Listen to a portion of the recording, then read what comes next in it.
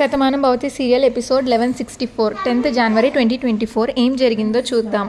భాను వాళ్ళు దోసపాడు వెళ్తూ మధ్యలో ఒక చోట కాఫీ తాగడానికి ఆగుతారు. అక్కడ సత్య తను నేర్చుకున్న ముగ్గుల్ని చూపిస్తుంది భానుకి. భాను ఈ ముగ్గులు వేస్తే ఫస్ట్ ప్రైజ్ అయితే రాదు, ఈ ముగ్గులు అయితే బాగున్నాయి కానీ ఫస్ట్ ప్రైజ్ రావాలంటే ఈ ముగ్గులు సరిపోవు అని అంటుంది. అప్పుడు సత్య భానుకి అయితే నువ్వు వేసి చూపించు అని ఇస్తే భాను ఒక ముగ్గు గుర్తు తెచ్చుకుంటుంది. తను వాళ్ళ ఇంటి ముందు కార్తిక్ వాళ్ళతో కలిసి ఉన్నప్పుడు వాళ్ళ ఇంటి ముందు వేసిన ముగ్గుని గుర్తు తెచ్చుకుంటుంది భాను సేమ్ అదే ముగ్గు వేస్తుంది. మురారి చూసి వావ్ ముగ్గు చాలా బాగుంది, నువ్వు ఇంత బాగా ముగ్గులు వేస్తావా రాదా, చూడు సత్య అని సత్యకి ఇస్తాడు. సత్య చూసి నిజమే కీర్తి, ఈ ముగ్గు చాలా బాగుంది, నేను ఈ ముగ్గే దోసపాడులో ముగ్గుల పోటీలో వేస్తాను అని అంటుంది సత్య. ఫస్ట్ ప్రైజ్ కొట్టేస్తాను ఈ ముగ్గు వేసి, చాలా బాగుంది కీర్తి, ఇంకో 2-3 ముగ్గులు వేసివు, నేను ఇవన్నీ ప్రాక్టీస్ చేస్తాను అని అంటుంది సత్య. జయ పంపించిన రౌడీలు ఆదిత్యని పట్టుకొని కొట్టి తీసుకొని వస్తారు భువనేశ్వరి వాళ్ళ ఇంటికి. అమ్మగారు అమ్మగారు అని పిలుస్తారు. అప్పుడు భువనేశ్వరి జయ వస్తారు. భువనేశ్వరి ఇలా అంటుంది, ఎవరు మీ ఇద్దరు, ఆదిత్యని ఇలా కొట్టారేంటి అని అడుగుతుంది భువనేశ్వరి. ఇప్పుడు ఆ ఇద్దరు, వీడు మా ఊర్లో అనుమానాస్పదంగా తిరుగుతున్నాడమ్మా, అసలుకే ఈ మధ్య దొంగతనాలు ఎక్కువగా జరుగుతున్నాయి కదా, వీడు దొంగేమో అని అనుకొని కొట్టాము అని అంటారు. వీడేమో మీ ఇంటి పేరు చెప్పాడమ్మా అని అంటారు.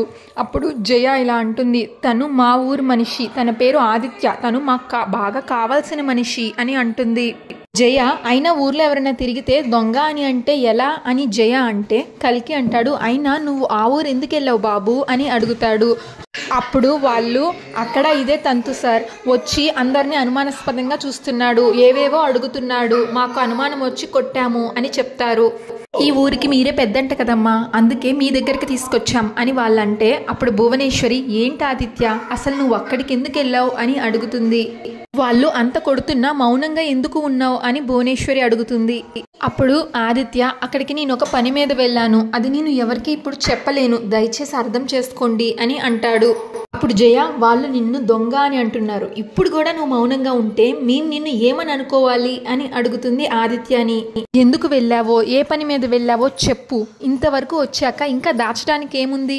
అప్పుడు భువనేశ్వరి చూడు ఆదిత్య, నువ్వేంటో మాకు తెలుసు కాబట్టి ఆ రోజు ప్రకాష్ నిన్ను బంధించి కొడుతూ ఉండుంటే మేమందరం కీర్తి నిన్ను విడిపించి తీసుకొచ్చాం, మరిప్పుడు నువ్వు ఇంకొక ఊరు వెళ్ళి ఇలాంటి పరిస్థితుల్లో వచ్చావు, అడుగుతుంటే చెప్పలేను అని అంటున్నావు, నువ్వు నిజం చెప్తే అసలేం జరిగింది అనేది నేను తెలుసుకోగలను అని భువనేశ్వరి అడుగుతుంది.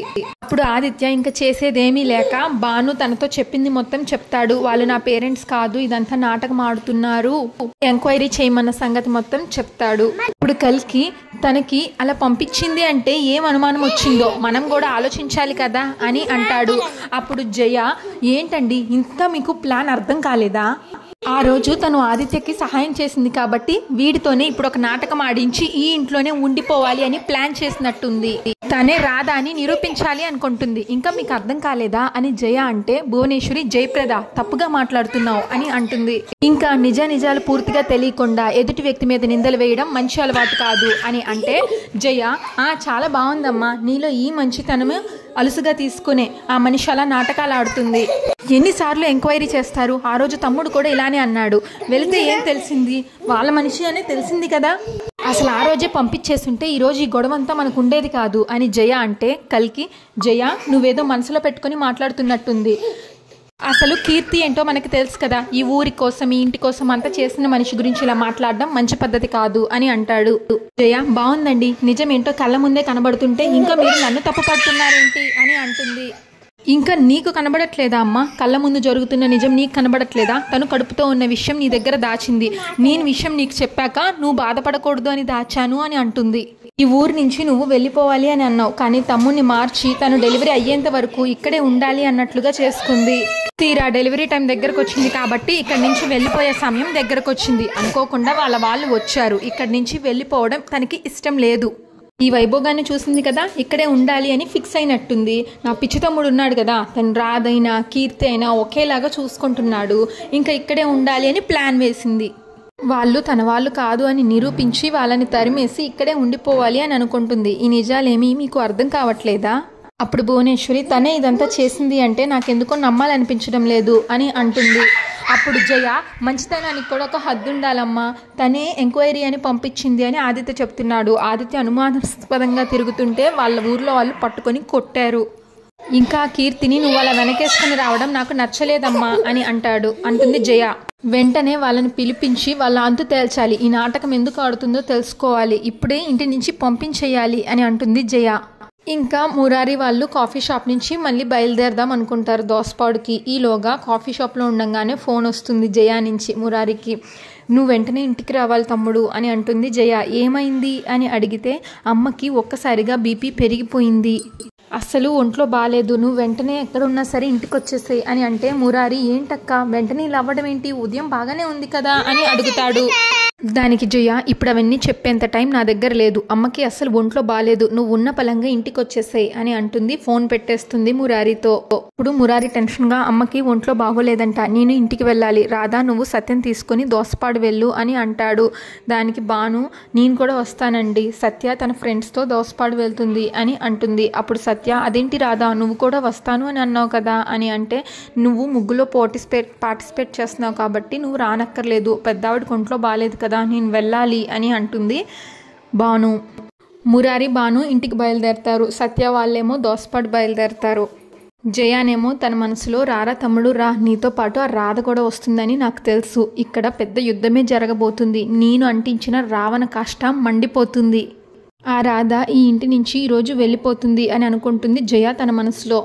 ఇంకా ఊర్మిళ కుటుంబం మొత్తం దోసపాడు వెళ్తారు. అక్కడ వాళ్ళందరూ వెల్కమ్ చెప్తారు. మీరు రావడం ఎంతో సంతోషంగా ఉంది, మేము పండగ జరుపుకోకూడదు అనుకున్నాం, కానీ మీరు ఇక్కడ ముగ్గులు పోటీలు పెడుతున్నారు, పండగ జరుపుతున్నారు అని మేము ఎంతో సంతోషించాం అని అంటే ఊర్మిళ, ఈ గొప్పదనం నాదేమీ కాదు, మొత్తం ఆలోచన మా నీలిమది అని అంటే నీలిమ, బానుకి ఈ ఊరంటే ఎంత ఇష్టమో నాకు బాగా తెలుసు, అందుకే ఈ ఊర్లో పండగ జరగలేదు అంటే బాను ఆత్మ సంతోషించదు, ఈ ఊర్లో పండగ జరిగితే బాను కూడా సంతోషిస్తుంది అని నీలిమ అంటే, దానికి ఆ ఊర్లో ఒక ఆవిడ, చాలా మంచి పని చేస్తున్నారమ్మా, ఈ సంవత్సరం నా కూతురు 10వ తరగతి పాస్ అయ్యి కాలేజ్కి వెళ్ళబోతుంది, దాన్ని చదివించడం ఎలాగా అని అనుకుంటున్నాను, ఈ ముగ్గులు పోటీల్లో గెలిచి నేను డబ్బులు సంపాదించానంటే ఇంకా నా కూతురు చదువు గురించి నేను ఆలోచించక్కర్లేదు అని అంటుంది.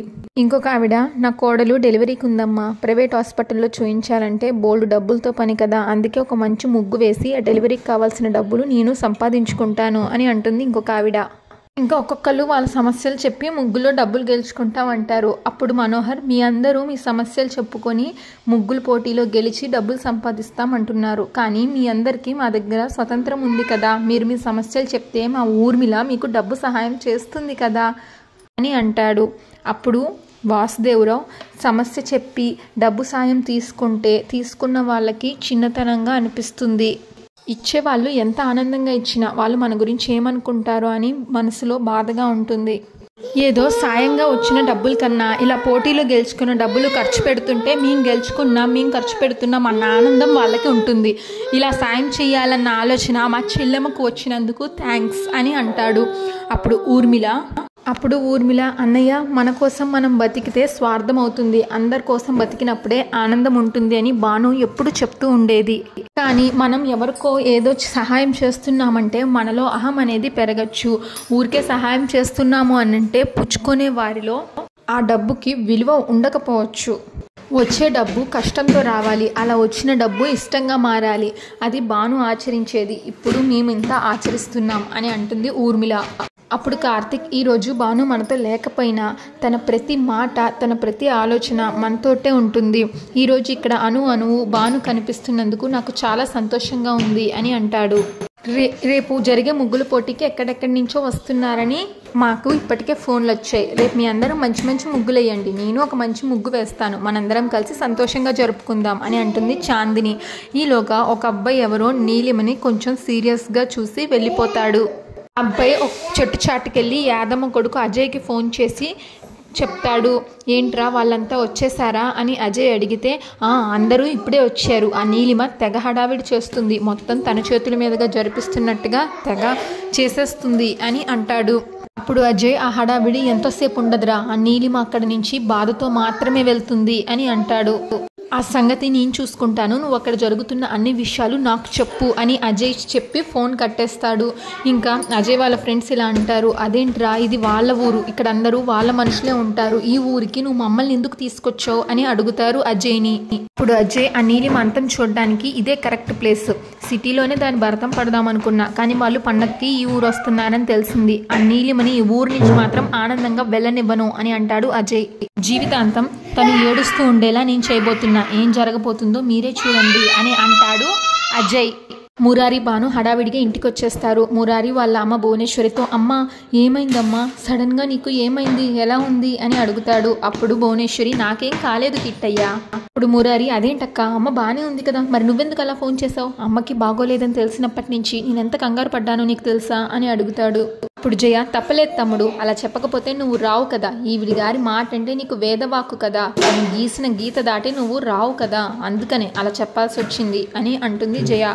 అప్పుడు మురారి, ఏం మాట్లాడుతున్నావక్క, తన మీద నాకు అభిమానం ఉంది, కాదనను, తను ఒక నిండు గర్భవతి, తను చూసుకోవాల్సిన బాధ్యత కూడా నా మీదే ఉంది అని అంటాడు. అప్పుడు మురారి, ఏమిటక్క వెళ్ళిపోయే మనిషి గురించి నువ్వు ఇలా నిందలు వేయడం కరెక్ట్ కాదు అని అంటాడు. ఇప్పుడు జయ, ఏంట్రా పగటి కళ్ళు ఏమన్నా కంటున్నావా, ఎవరు వెళ్ళిపోయేది, మనందరినీ పిచ్చి వాళ్ళని చేసి ఆ కీర్తి ఆడిస్తుంది, నువ్వేమో మన వెనక ఏం జరుగుతుంది అన్నది తెలుసుకోలేకపోతున్నావు అని అంటుంది జయ.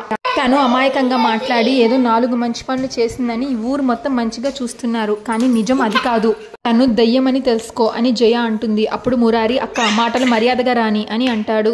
నువ్వు మాట్లాడుతుంది ఒక పరాయి వ్యక్తి గురించి, ఒక మంచి మనిషి గురించి అని మురారి అంటే, అప్పుడు భువనేశ్వరి, కిట్టయ్య మనలో మనం గొడవ పడ్డం కాదు, అసలు ఏం జరిగిందో తెలుసుకో, ఈ కీర్తి ఆదిత్యను ధీరజ్ వాళ్ళ ఊరికి పంపించి ఎంక్వైరీ చేయమని చెప్పిందంట, అసలు వీళ్ళు తన పేరెంట్స్ కాదు అవును అన్నది ఎంక్వైరీ చేయమని చెప్పిందంట అని అంటుంది భువనేశ్వరి. అవును మురారి, ఆదిత్య ఆ ఊర్లో ఎంక్వైరీ చేస్తుంటే అనుమానించి ఆ ఊర్లో వాళ్ళు కొట్టారు అని అంటాడు కల్కి, తనని ఇక్కడికి తీసుకొని వచ్చారు అని అంటాడు. ఇప్పుడు జయ ధీరజ్కి వాళ్ళ ఆవిడికి ఒక సైగ చేస్తుంది. అంతటితో ఎపిసోడ్ అయిపోతుంది. నెక్స్ట్ ఎపిసోడ్ ప్రోమోలో భాను ఇలా చెప్తుంది, నాకు అసలు చేతి మీద పుట్టుమచ్చే లేదు, నేనే మార్కర్తో పుట్టుమచ్చలాగా పెట్టుకొని వీళ్ళిద్దరిని అడిగాను, ఇద్దరు తలో రకంగా చెప్పారు.